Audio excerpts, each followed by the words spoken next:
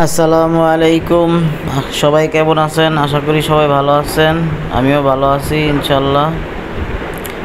আজকে আপনাদের জন্য নতুন একটা ভিডিও নিয়ে আসলাম। আমার টাইগার মুরগিগুলো মোটামুটি ভালোই আছে, বড়গুলো, কিন্তু ছোট মুরগিগুলো অসুস্থ হয়ে গেছে, তাই প্রত্যেকটা মুরগিকে জবাই করে ফেলেছি। এখন জবাই কইরা অলরেডি খেয়ে ফেলেছি।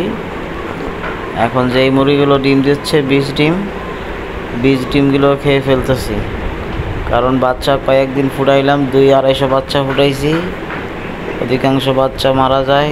তার জন্য আর চাচ্ছি না বাড়ানোর জন্য। টাইগার মুরগিগুলো খুবই অসুস্থ, কিছু মুরগি আছে, এখন যা আছে মাশাআল্লাহ সুস্থ আছে। সবাই দোয়া করবেন।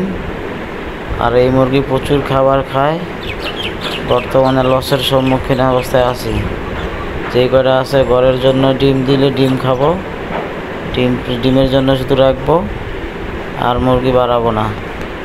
সবাই দোয়া করবেন। আর যাদের বীজ ডিম লাগবে 20 টাকা পিস আপনারা নিতে পারবেন, আমাদের কাছে আসবেন। বীজ ডিম 1 সপ্তাহ আগে অর্ডার দিবেন, 20 পিস 50 পিস দেওয়া যাবে, কোনো সমস্যা নেই।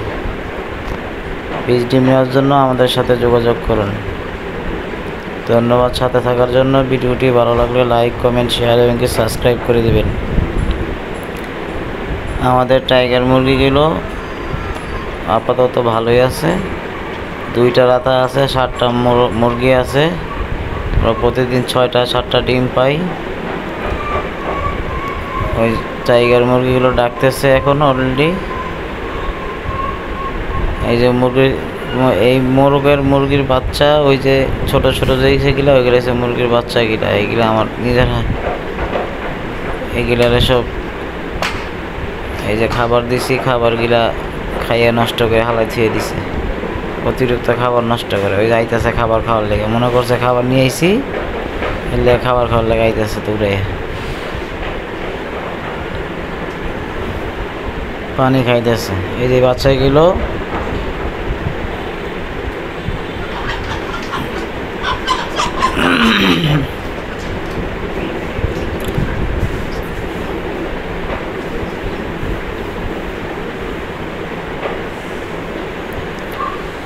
এই যে মোরগটা, লাল মোরগটা, লাল কালো মোরগ একটা, আরেকটা মোরগ আছে, 2টা মোরগ আছে। একটা মোরগ এটা 5 কেজির হবে, আরেকটা আছে 6 কেজির মতো হবে।